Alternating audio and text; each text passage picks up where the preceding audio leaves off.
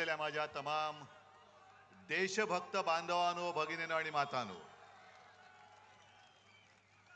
मी मुद्दामून देशभक्त बोललो कारण ही लढाई देशासाठी आहे.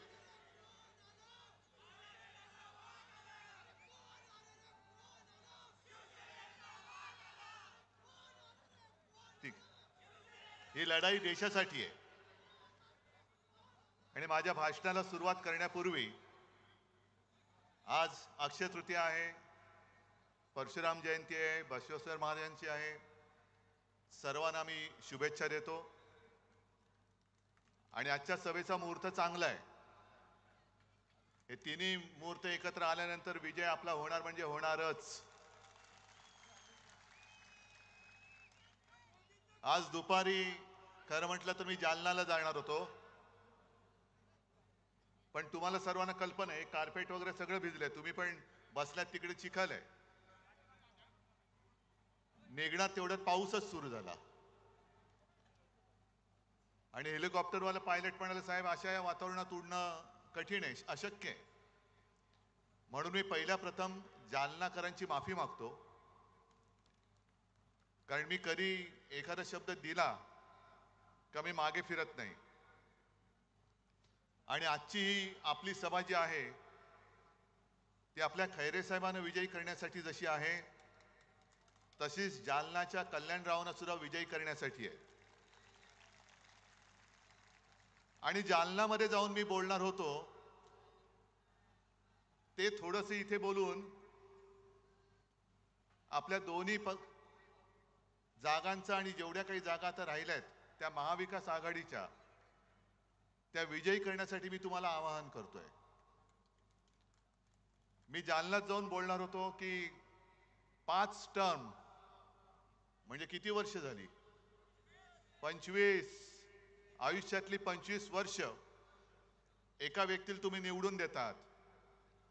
आणि वृत्तपत्रात मी बातमी वाचली की जालन्यामध्ये काही मतदान कार्ड ही कचऱ्याच्या पेटीत सापडली. मला असं वाटलं की बहुतेक मतदारांनी विचार केला असेल की मतदान करायचं कशाला, 5 टर्म आपण निवडून दिलंय, आता जालन्यामध्ये काही प्रश्नच शिल्लक राहिलेले नाहीत. म्हणजे सकाळी नळ उघडला काही सकाळी 7 ते 10 दूध येतं, 10 ते 12 पाणी. आता इथला विचार करायला पाहिजे की इकडे आपल्या समोर जो गद्दार उभा आहे त्याचा नळ उघडला तर काय येईल. मग तुम्हाला दारू वाला पाहिजे की पाणी वाला पाहिजे. आणि जालना सगळं सुधारलं असणार, काही प्रश्न शिल्लक राहिले नसणार. पण एकूण जर विचार केला तर ही 25 वर्ष गेली फुकट, मोदींची 10 वर्ष गेली फुकट. आता जालनाकरांनी रावसाहेबांना विचारलं पाहिजे, आता तरी जालना झालं, खूप दिलं तुम्हाला, आता जा बाबा एकदाचे. आता आमचा कल्याणराव तिकडे पाहिजे, कारण आता आम्हाला कल्याण करायचंय जालन्याचं.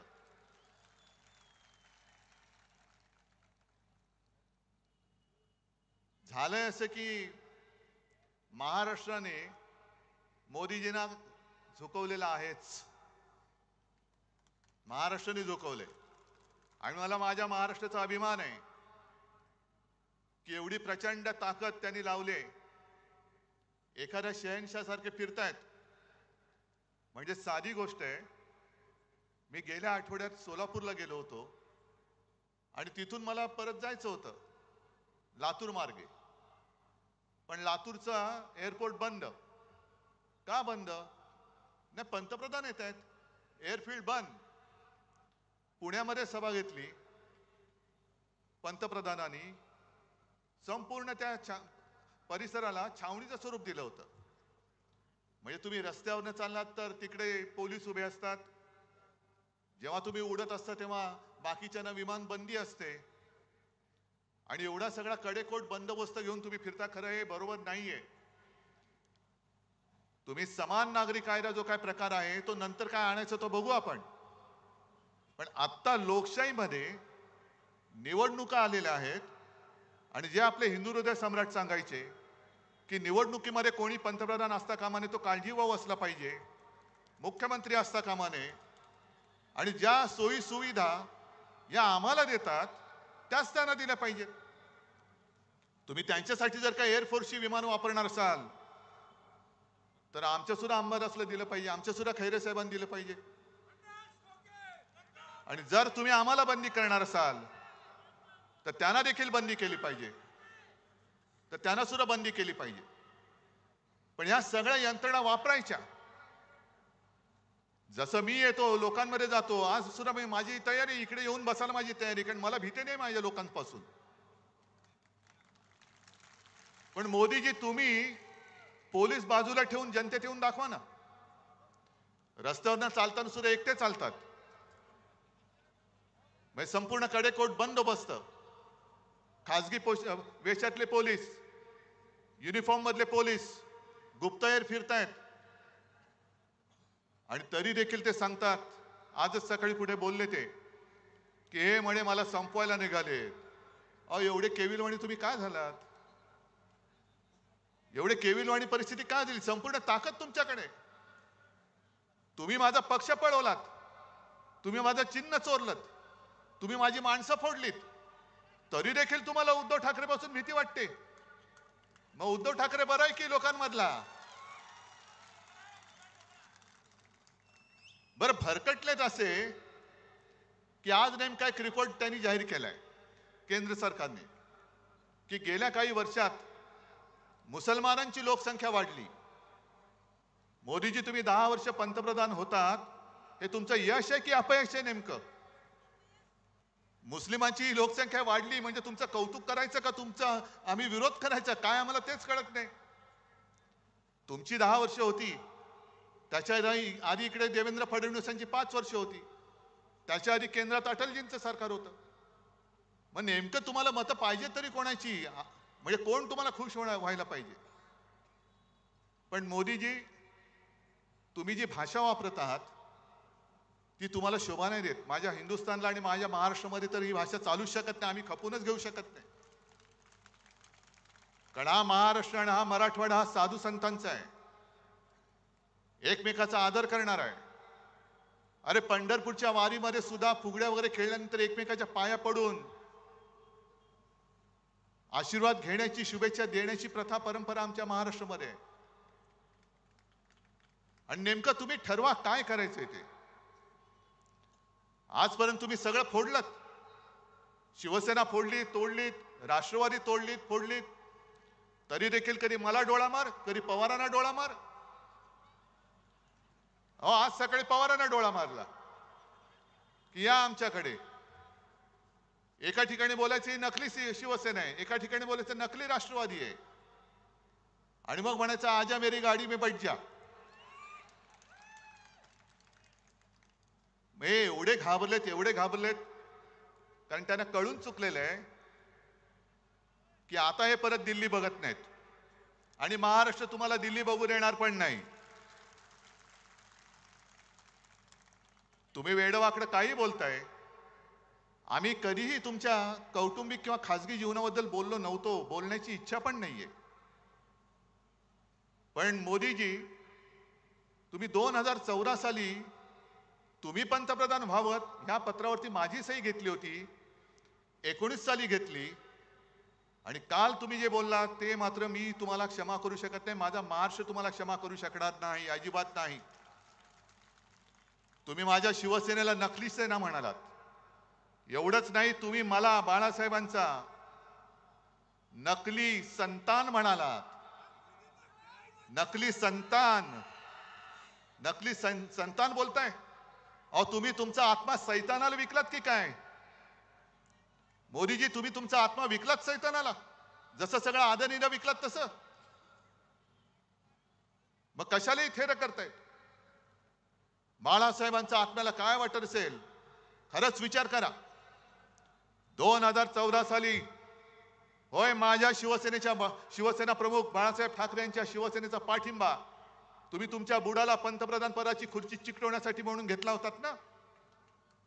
मग 2014 साली ज्या दिवशी मी माझ्या तुळजाभवानीचं दर्शन घेऊन मुंबईला गेलो, नेमका त्याच दिवशी तुम्ही एकनाथ खडसेंकडनं फोन मला का करवलात की आपली युती तोडली म्हणून.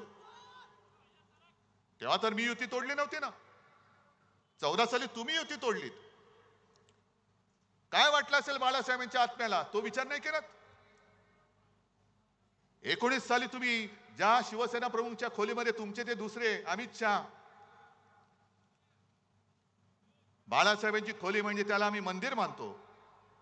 त्या खोलीमध्ये त्यांनी ठरवलं होतं, कारण मी माझ्या वडिलांना शब्द दिलाय, माझी आई वडिलांची शपथ घेऊन मी बोललोय, आई तुळजाभवानीची शपथ घेऊन मी बोललेलो आहे की मी शिवसेना प्रमुखांना शब्द दिला त्यांच्या अखेरच्या काळात की मी आपल्या शिवसेनेचा मुख्यमंत्री करून दाखवेन आणि मी तो पुन्हा करून दाखवेन. मग तो शब्द तुम्ही तोडलात. काय वाटलं असेल बाळासाहेबांच्या आत्म्याला. बरं, परवा तुमचं जे काय माझ्याबद्दलचं प्रेम उतू जात होतं की तुम्ही मला ऑपरेशनचा सल्ला दिलात, हे तर झूटच आहे म्हणा, ते सोडून द्या. आणि मग तुम्ही माझी चौकशी करत होतात, पण माझी चौकशी करताना जेव्हा मी माझ्या हातपायांची हालचाल करू शकत नव्हतो, आज तुमच्या समोर उभा आहे, ते तुमच्या सगळ्यांचं प्रेम, आई वडिलांचे आशीर्वाद, आई तुळजाभवानीची कृपा म्हणून मी तुमच्या समोर उभा आहे. नाहीतर मी हलू शकत नव्हतो. खांद्यापासून पूर्णपणे माझी हालचाल बंद झाली होती. मोदीजी, त्याच वेळेला तुम्ही तुमच्या इथल्या या सगळे जे चेले चपाटे आहेत, जे आज उपमुख्यमंत्री आहेत, त्यांना पुढे करून माझ्या पक्षात गद्दारीची बीज रोवलीत. माझा जाहीर आरोप नाही, ही माझी माहिती आहे. मग तेव्हा बाळासाहेबांच्या आत्म्याला काय वाटलं असेल याचा विचार केलात.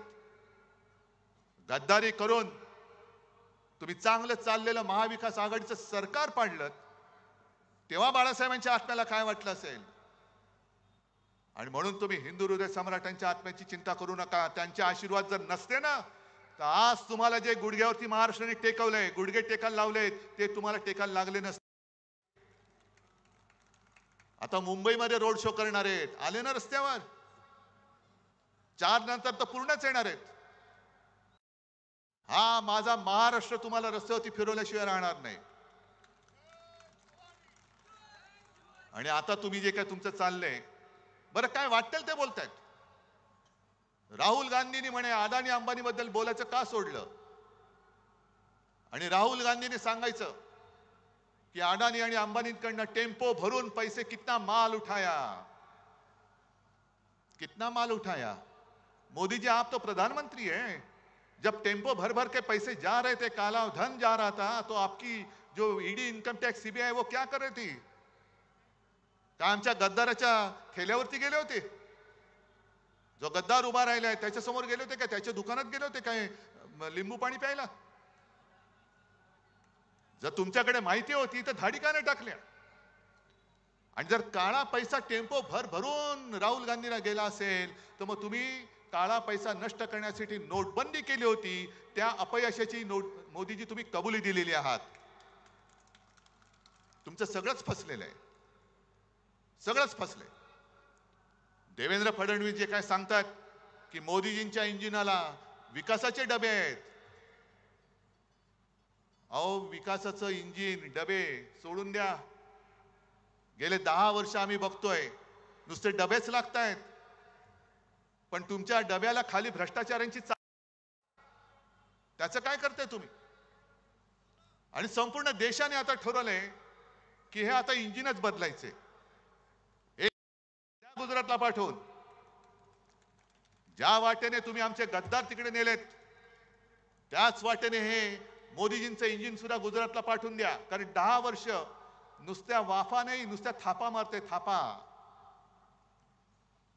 आज अंबादासजी, तुम्ही एक काम चांगलं केलं की आपल्या सरकारच्या काळामध्ये संभाजीनगरसाठी आपण काय केलं हे तुम्ही सगळ्यांना सांगितलं. आणि एका गोष्टीचा आज मला अभिमान आहे की शिवसेना प्रमुखांनी याच मैदानाच्या व्यासपीठावरून तुम्हाला जे वचन दिलं होतं, छत्रपती संभाजीनगर ह्या शहराचं नव्हे जिल्ह्याचं नामकरण मी करेन.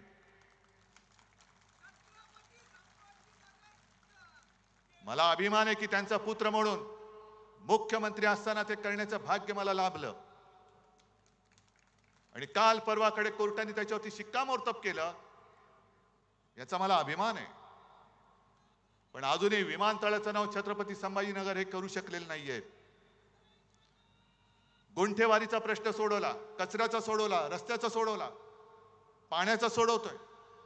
समांतर जलवाहिनी ती सरकारकडनं मी पाण्यासाठी मी पैसे देत होतो. आता काय झालं माहिती नाही, कारण मी मुख्यमंत्री असताना एक दोनदा येऊन स्वतः त्याची पाहणी करून गेलो होतो. आता सरकार पाडलं.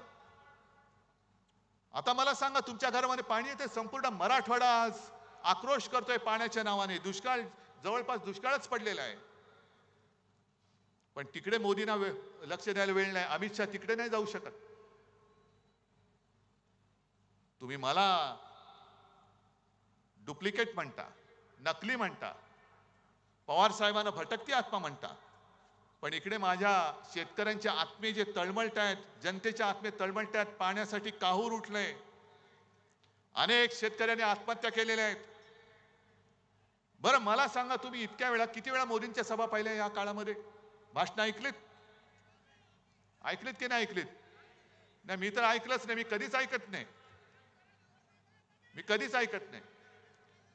पण मोदी ज्या वेळेला मनमोहन सिंग पंतप्रधान होते तेव्हाच एक ती क्लिप माझ्याकडे आहे.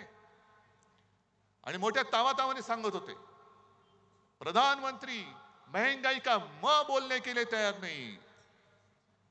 मग आता तुम्ही प्रधानमंत्री आहात, तुम्ही गायीवरती बोलता, महागाईवरती का नाही बोलत? आणि काय सांगितलं होतं तुम्ही? भाई और बहनों, मतदान करायला जाताना गॅस सिलेंडरला नमस्कार करून जा, सांगितलं होतं ना. मग त्यांचं भाषण काढा. पेट्रोल के दाम नीचे गए कि ऊपर गए? डीजल के दाम नीचे गए कि ऊपर गए? पेट्रोल के दाम, गॅस, डीजल, पेट्रोल, गद्दार के दाम किती खोके? ते 50 खोके आता उघडलेत. आणि नुसत्या खोके नाही उघडलेत, बाटल्या सुद्धा फुटल्या असतील. आता बाटल्या सुद्धा फुटल्या असतील. पण 10 वर्ष जर का तुम्ही या माझ्या महाराष्ट्रावरती जो आघात केला, अरे आमचंच चुकलं. खरे 19 साली युती तोडणार होतो आम्ही. 14 साली तुम्ही तोडली होती. पण आम्ही हिंदुत्वासाठी म्हणून परत तुमच्या बरोबर युती केली. आणि आता आम्हाला कळलं की तुमचं हिंदुत्व आणि आमचं हिंदुत्व याच्यात जमीन आसमानाचा फरक आहे. मी मागे सुद्धा बोललो, आज सुद्धा सांगतो, आमचं हिंदुत्व, आपलं हिंदुत्व हे घरातलं चूल पेटवणारं हिंदुत्व आहे. आणि भाजपचं हिंदुत्व घर पेटवणारं हिंदुत्व आहे. मग एवढी नतद्रष्ट ही माणसं आहेत. दंगली घडवतात, आगी लावतात, घरं पेटवतात. घरातली चूल नाही पेटवत, घर पेटवून त्यांचे भाजपवाल्यांच्या पोळ्या त्याच्यावरती शेकतात आणि मरतात ती सामान्य माणसं मरतात, होरपळतात ती सामान्य माणसं होरपळतात. पोलिसांचे फटके सामान्य माणसे खातात. पोलिसांच्या केसेस, तुरुंगवास सामान्य माणूस भोगतो. आणि हे टगेगिरी करत एक अकेला सब पे भारी. अरे पण मेला माणूस, तुम्ही जगा किंवा मरा, पण मला पंतप्रधान करा. हे असे पंतप्रधान तुम्हाला पाहिजे? आज कांद्याचा प्रश्न पेटलेला आहे. मी काल परवाकडे जळगावला होतो, मावळला होतो. सगळीकडे शेतकरी पिसाळलेले आहेत. कापसाला भाव नाही, सोयाबीनला भाव नाही, कांद्याची निर्यात बंदी अजून उठवत नाही. काय म्हणून आम्ही तुम्हाला मतं द्यायची आम्हाला सांगा ना. गुजरातची कांदा बंदी तुम्ही उठवता, पण माझ्या महाराष्ट्राची कांदा बंदी उठवत नाही. जवळपास 1100 कोटी रुपये कांदा उत्पादकांचं नुकसान झालेलं आहे. 400च्या वरती कंटेनर तिकडे लोड होण्यासाठी त्या डॉक मध्ये पडलेले आहेत असेच, कारण अजून ऑर्डर्स चाललेले नाहीत निर्यातीच्या. मग कांदा सडतोय, शेतकऱ्याच्या मालाला भाव मिळत नाही. आणि जाहिराती चालल्यात. आजच पेपरमध्ये भाव जाहिरात आले की आम्ही तुम्हाला हमी भाव देऊ. मग 10 वर्ष काय केलं? गवत उपटलं. 10 वर्ष आम्ही तुमच्याकडे हमी भाव मागतोय, तुम्ही हमी भाव द्यायला तयार नाहीत. संभाजीनगर मध्ये किती उद्योग आणले? आपण जे काही उद्योग आणत होतो, करोनाचा काळ होता, तरी सुद्धा कित्येक कोटींचे नुसते सामंजस्य करार नव्हते केले. प्रत्यक्षात करार करून आपल्या महाराष्ट्रामध्ये आपण उद्योगधंदे आणत होतो. पण याने या उद्योगधंदे पळून नेले, गुजरातला नेले. सगळं गुजरात गुजरात गुजरात. माझं गुजरात बद्दल काही द्वेष आकस असा आहे अशातला भाग नाही. पण तुम्ही माझ्या महाराष्ट्राचं ओरबाडून गुजरातला नेता आहात. अरे काहीतरी या गद्दारांना लाज लज्जा शरम वाटली पाहिजे. हे बाळासाहेबांचे विचार. काय तुमच्यामध्ये हिंमत कशाला आहे? धनुष्यबाण पेलण्याची हिंमत आहे तुमच्यामध्ये? माझा धनुष्यबाण तुम्ही कलंकित करून टाकलात. मोदीजी, तुम्ही या कटाचे सूत्रधार आहात.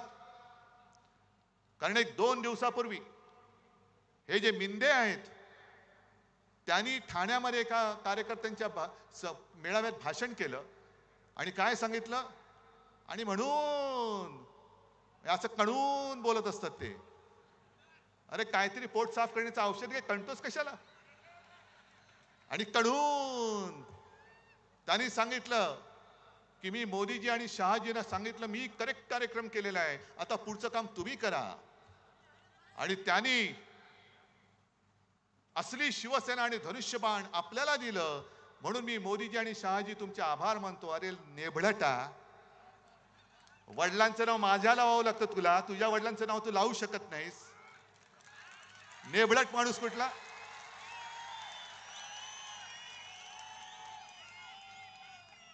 आणि हा कट कसा शिजला बघा. मोदी शहा म्हणाले होते की तुझं काम तू कर, आमचं काम आम्ही करतो, आणि ते पाठी उभे राहिले.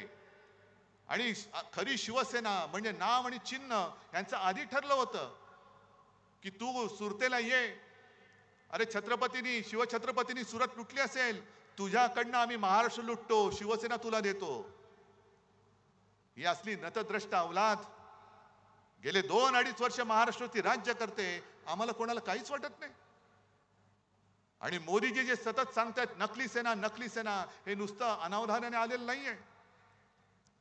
ज्याप्रमाणे त्यांनी निवडणूक आयोग याचा वापर केला, म्हणजे धुळीपुष्णा करणारा हा माणूस निवडणूक आयुक्त, त्याचा वापर करून आपलं नाव आणि चिन्ह त्याला दिलं. मग मध्ये ते लवादाचं नाटक केलं. तो नार्वेकर नावाचा एक आहे, तो पण असाच आहे हुजऱ्या, त्याचा वापर केला. आणि कोर्टाने चपराक मारले की ते कोश्यारी नावाचे एक जे काळी टोपी होती आपल्याकडे, त्यांनी कसं चूक केलं हे कोर्टाने सांगितले. आणि आता कोर्टाने जी टिप्पणी केलेली आहे की तुम्ही लोकप्रतिनिधींच्या आधारावरती पक्ष कोणाचाही ठरवू शकत नाही. हा माझा पक्ष माझ्या सोबत आहे, माझा पक्ष इकडे बसलेला आहे. निवडणूक आयुक्ताचे डोळे जर फुटले नसतील तर येऊन बघ. आणि निवडणूक आयोगाच्या निर्णयाविरुद्ध, लवादाच्या निर्णयाच्या विरुद्ध आपण सर्वोच्च न्यायालयात गेलेलो आहोत. आणि मोदीजी, तुम्ही जी काही टिप्पणी करताय, मी आज जाहीर आरोप करतोय की तुम्ही सर्वोच्च न्यायालयावरती दबाव आणत आहात. आणि सर्वोच्च न्यायालयाने याची दखल घ्यायला पाहिजे. कायद्यासमोर सगळे सारखे असतात, कोणी पंतप्रधान नसतो, कोणी साधा माणूस नाही. म्हणून तर त्या न्यायदेवतेच्या डोळ्यावरती पट्टी असते, कारण तिला आक्रोश ऐकू येतो, पण कोण छोटा कोण मोठा ती बघत नाही. मग निवडणूक आयोगाने जो निर्णय दिलाय जो चुकीचा आहे, लवादाने दिलाय तो चुकीचा आहे. पण सर्वोच्च न्यायालयाने निर्णय काय द्यायला पाहिजे, मोदींची इच्छा काय आहे हे मोदी सांगतायत, नकली सेना म्हणून.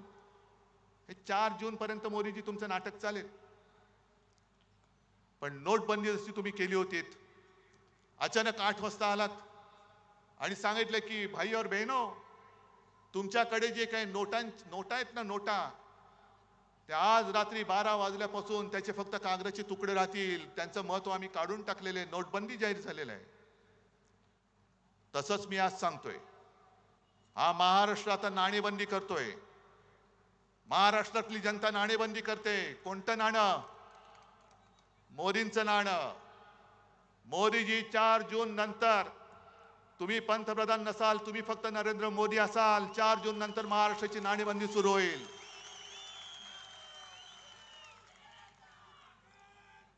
काय म्हणून महाराष्ट्राने तुम्हाला द्यायची मतं?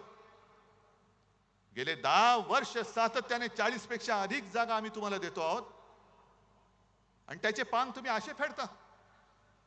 शेतकरी आत्महत्या करतोय, बघायला वेळ नाही. उद्योगधंदे तुम्ही सरळ उचलून, माझ्या महाराष्ट्रात बेकारी वाढते, महाराष्ट्र मेला तरी चालेल पण गुजरात जगला पाहिजे, ही तुमची वृत्ती. आम्ही आरक्षण देऊ, मग आजपर्यंत का नाही दिलं? आरक्षण हटवणार नाही, आजपर्यंत का नाही केलं? जालनाचाच जर का विषय काढला तर ते जरांगे पाटील उपोषणाला बसले होते. काय गुन्हा केला होता हो त्यांनी?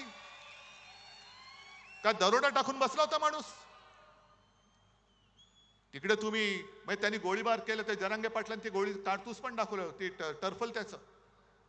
अशा महिला बघितल्या नाही तुम्ही, वयस्कर माणसं नाही पाहिली, टाळकी फोडून काढलीत. मी स्वतः गेलो होतो संध्याकाळी, पोलीस भयभीत झालेले. पोलीस म्हणाले, म्हणजे मी इथून निघालो, सुसाट आमचा ताफा निघाला. आधी मुंबईमध्ये मला निरोप येत होते, बघा बरं काळोख होतोय, सुनसान रस्ता आहे, वातावरण तंग आहे. म्हटलं बघू ना काय तंग आहे, मी जातो ना माझ्या लोकांमध्ये, काय करायचं ते करतील माझं. आणि मी गेलो. मग निघाल्यानंतर एका एका पॉइंटला सगळे पोलिसांची वाहनं एका बाजूला थांबली. मी गाडी थांबवली, म्हटलं काय झालं? ते इन्चार्ज होते, धावत आले, साहेब ह्याच्या पुढे ना पोलिसांच्या बंदी आहे. म्हटलं थांबा इकडे, मी जातो.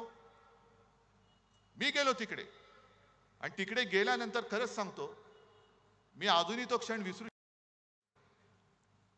एक तर गेल्याबरोबर लाट्या काट्या खाल्लेले सगळे माझे बांधव होते. त्यांनी मी गेल्यावरती जो जयघोष केला, की त्यांना वाटलं की कोणतरी आधार देणारा आला. त्याच्यानंतर मी एका घरी गेलो, आणि त्या माऊलीने माझी ओवाळणी केली. मला वाटतं रक्षाबंधन असेल का काय, तोच सुमार असेल. आणि मला सांगितलं, डोळ्यात पाणी होतं, की दादा मी सुद्धा वाचले, माझ्या सुद्धा हाताला मार लागलाय.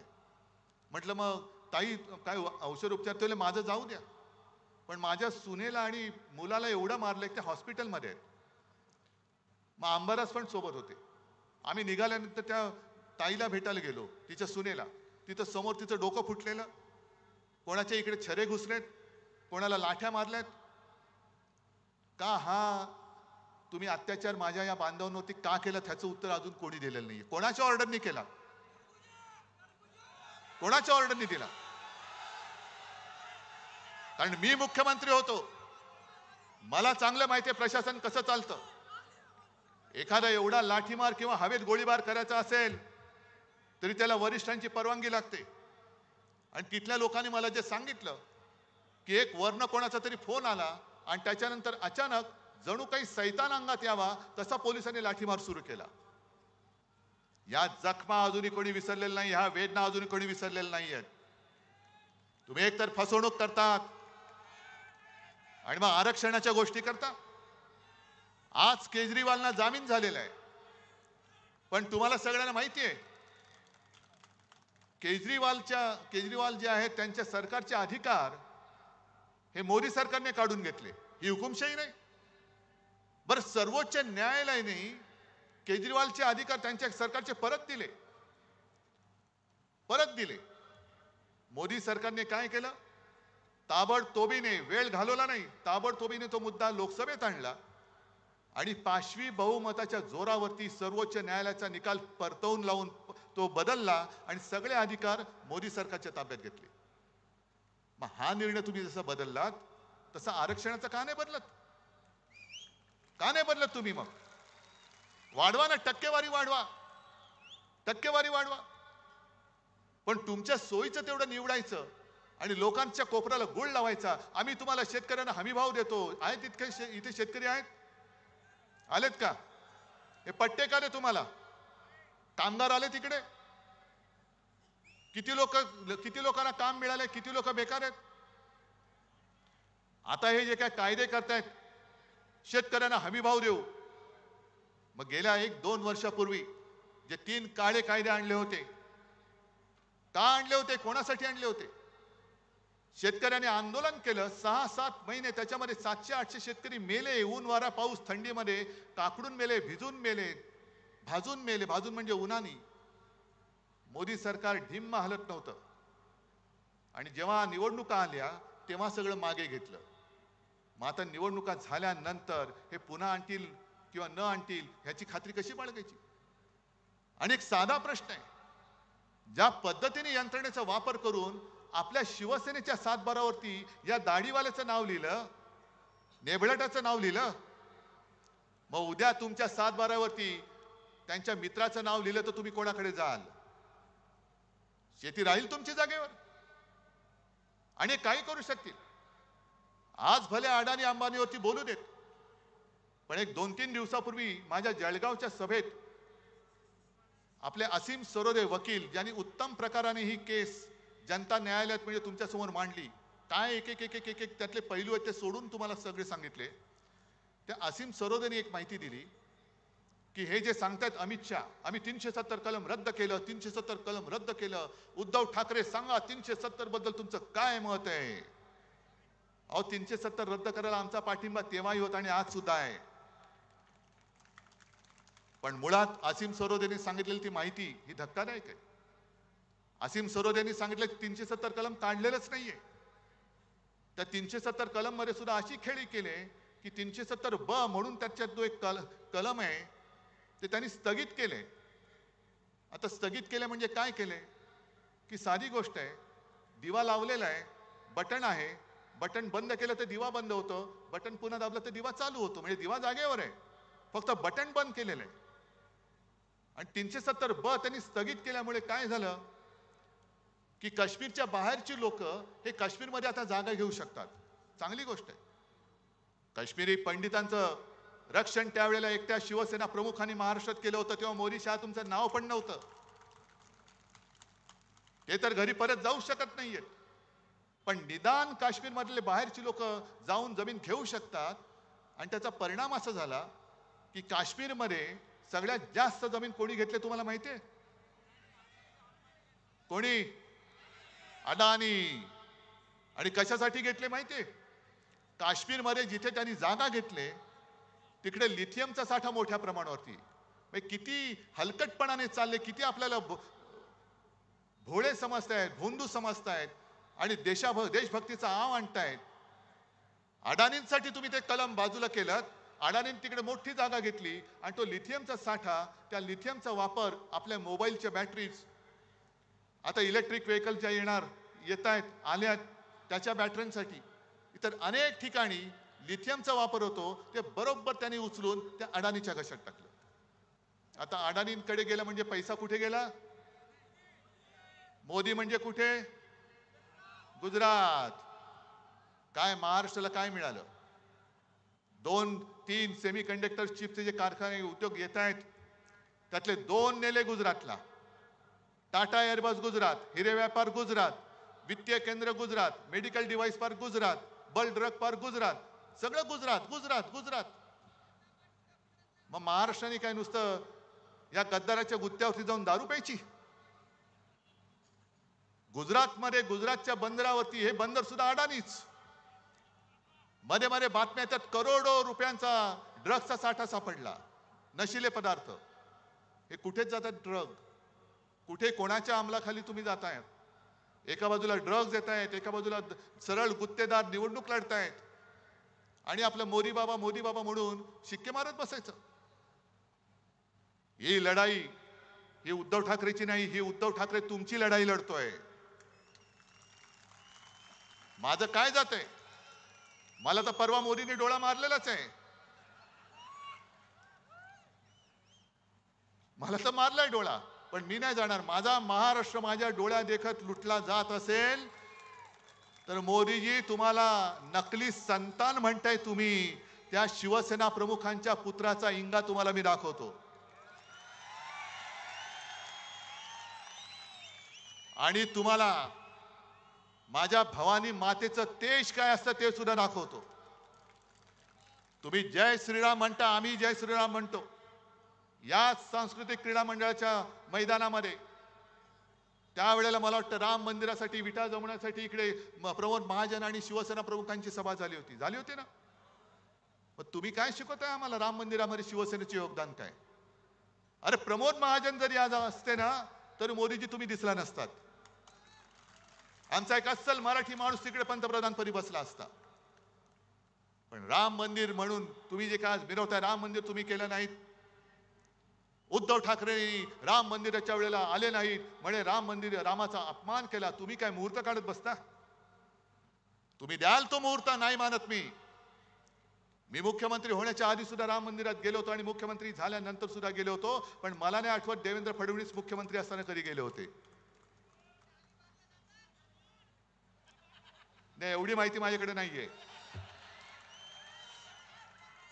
पण राम मंदिराचं तुम्ही घेताय. पण ज्या दिवशी राम मंदिराचा मुहूर्त झाला त्या दिवशी आपण कुठे होतो? नाशिकच्या काळाराम मंदिरात. आणि या काळाराम मंदिराचं एक ऐतिहासिक महत्व आहे. या काळाराम मंदिरात आपले महामानव डॉक्टर बाबासाहेब आंबेडकरांनी हा राम माझा सुद्धा आहे आणि मंदिरात जाण्याचा अधिकार माझा देखील आहे म्हणून तिकडे जाऊन आंदोलन केलं होतं. याचं कारण आज जे हे बुरसटलेले गोमूत्रधारी आहेत, जे स्वतःला हिंदुत्ववादी हिंदू समजतायत, हे बुरसटलेले गोमूत्रधारी, हे हिंदुत्व आमचं नाहीये. त्यांनीच डॉक्टर बाबासाहेब आंबेडकरांचा प्रवेश रोखला होता. आणि ज्या बुरसटलेल्या गोमूत्रधारेनी तुकारामांच्या संत तुकारामांच्या गाथा बुडवल्या होत्या, तेच बुरसटलेले गोमूत्रधारी आज महामानव डॉक्टर बाबासाहेब आंबेडकरांनी लिहिलेलं संविधान सुद्धा बदलायला मागतायत. 400 पार म्हटल्यानंतर तुम्ही जो जल्लोष केला की तडीपार, कारण 400 पार का व्हायचं यांना? समोर विरोधक नकोय. जे हिटलरनी केलं होतं, जे पुतीननी केलं. आता पुतीनच्या इकडे निवडणूक झाली, 98% मतदान पुतीनला झालं. 98%. काय बोंबळला तुम्ही? सगळे विरोधक तुरुंगात टाकून दिले. काही जण तुरुंगात मेले, काही जण रहस्यमयरित्या मृत्यू झाला. पण आम्ही निवडणूक घेतली की नाही? 98% लोकांनी मतं दिलेत आम्हाला. ही अशी निवडणूक तुम्हाला उद्या पाहिजे? आज जे काय आम्ही बोलतोय, पोट तिडकीने मी बोलतोय. का मी आलो? कारण खैरेंसारखा एक निष्ठावान माणूस आज पुन्हा एकदा ताकदीने उभा राहिलेला आहे. जाऊ शकत होते ना, खैरे जाऊ शकत होते, अंबादास जाऊ शकत होते, घोडीले जाऊ शकत होते, कितीतरी लोक इकडे बसले ते जाऊ शकत होते. काय त्यांना खोके मिळाले नसते? बरोबर आहे, गद्दारी विकत घेता येते पण निष्ठा विकत घेता येत नाही. ती रक्तात असावी लागते. आमच्या रक्तात निष्ठा आहे. आणि बाबासाहेबांनी लिहिलेलं संविधान, एक साधा दलित कुटुंबात जन्मलेला माणूस, गरीब माणूस एवढा बुद्धिमान होऊ शकतो आणि त्यांनी लिहिलेलं संविधान आम्ही पाळायचं, हे यांच्या बुरसटलेल्या मेंदूला झिंझिण्या आणणार आहे. हे म्हणून यांच्या झिंझिण्या आणल्यात. महाराष्ट्राचा आकाश आहे, हे संविधान बदलायचं आहे. आणि ही चाल, ह्या काही मला स्वप्न पडलं म्हणून नाही मी बोलत. त्यांच्याच काही खासदारांनी, आमदारांनी, माजी काही लोकांनी हे सगळं बिंग फोडलेलं आहे. आणि त्याच्यासाठी आपण लढतोय. म्हणून तर योग्य वेळेला मशाल आपल्या हातामध्ये आलेली आहे. योग्य वेळेला आलेली आहे. चोराच्या हातात धनुष्यबाण दिलंय आणि तुमच्या हातामध्ये मशाल आहे. ही मशाल ही आई जगदंबेची आहे. ते सगळे नाचतात ना गोंधळ घालताना सुद्धा, तसा हा गोंधळ मांडायचा आता. हा गोंधळ मांडायचा आहे. सगळ्या देवदेवतांना सांगायचं या गोंधळाला या. आणि देशाने खरं ठरवायला पाहिजे. मोदीजी, तुम्ही जे मला परत परत तुम्हाला का सांगतोय? कारण काँग्रेसचे कोणतरी एक जे पितृदा, त्यांनी का सगळ्यांची पित्र खाली आणली मला माहिती नाही. हा याच्यासारखा दिसतो. अरे दिसत असेल, तुझं काय जातंय? पण ते बोलल्यानंतर काँग्रेसने त्यांना काढून टाकला. मग आता मला भाजपला विचारायचंय, मोदी शिवसेना प्रमुखांनी माझ्या माचा अपमान करतायत. मी पितृदेव भव, मातृदेव भव, गुरुदेव भव मानणारा संस्कार झालेला माणूस आहे. माझ्यावरती माझ्या आई वडिलांचे संस्कार आहेत. मोदीजी, कदाचित तुम्ही जन्म झाल्यापासून एवढे देशसेवेत मग्न झाला असाल की तुमच्या आई वडिलांनी तुमच्यावरती संस्कार करायला वेळच मिळाला नसेल. पण तुमची जी भाषा आहे ती पंतप्रधान पदाला शोभेशी नाही. ती तुम्ही माझ्या देशाची आबरू घालवत आहे संपूर्ण जगामध्ये. ही भाषा शोभत नाही तुम्हाला. जरा शिकवणी लावा. पुढे जरा आता आराम घ्या. कारण हे झोपत नाही असं म्हणतात. आणि जो झोपत नाही त्याच्या बुद्धीवरती दुष्परिणाम होतो. हे वैद्यकीय सत्य आहे. म्हणून भाजपला जो सुद्धा सांगतोय की तुम्ही आमच्यावरती जी टीका करता की इंडिया आघाडीकडे किती चेहरे आहेत, 5 वर्षाला 1 वर्षांनी पंतप्रधान बदलणार. अहो, आमचं आम्ही बघू. पण तुमच्याकडे आता एक चेहरा आहे, तोच तुमच्या डोईजड झालाय. आता तुमच्याकडे दुसरा चेहरा कोण? कारण हा चेहरा तुम्हाला विजय नाही मिळवून देऊ शकत. 10 वर्ष झाली, हा चेहरा आता घासून पुसून सगळा झाला. याच्या थापा ऐकून आम्ही आता कंटाळलो. आता भाजप समोर प्रश्न आहे की उद्या काय करायचं. कारण 2009ला सुद्धा मोदीजींनी 200च्या वर सभा घेतल्या होत्या देशात. पण जिथे जिथे सभा घेतल्या तिकडे भुईसपाट झाला होता भाजपा, सगळीकडे भुईसपाट. म्हणून मोदीजी, तुम्ही कधी काळी आमचे स्नेही होतात, मध्ये मध्ये तुम्हाला सोयीप्रमाणे आमचं प्रेम येतं, म्हणून तुम्हाला मी खरंच हात जोडून विनंती करतोय की जरा थोडं शांत राहा. डोक्याला पातंजलीचं तेल रामदेव बाबांकडनं घ्या, कपालभाती करा. थोडा विलंब झाला तरी चालेल, पण आता अनुलोम विलोम करा. आणि आता जरा घ्या, वानप्रस्थाश्रमाकडे तुमची आता पावलं पडतायत, हळूवार तिकडे मार्गस्थ व्हा. पण माझ्या देशाची वाट लावू नका आता, कृपा करून अजिबात देशाची वाट लावू नका. आणि म्हणून अशा माणसाच्या हातात जे वाटेल ते बोलतायत, कधी हिंदू मुसलमान, कधी कोण काय खातंय, कोणी काय करायचं, अशा माणसाच्या हातात परत आपलं भविष्य तुम्हाला देणं मंजूर आहे काय? मग या वेळेला तुम्ही काय करणार आहात एकदा जरा ओरडून सांगा. आणि जरा आपल्याला आपल्या गाण्यातला तो एक शब्द ज्याच्यावरती आक्षेप घेतलाय तो जरा एकदा जोरात घोषणा द्या. अरे पूर्ण करा ना. जय भवानी, जय शिवाजी, जय भवानी. आणि अबकी बार भाजपा तडीपार. जय हिंद, जय महाराष्ट्र.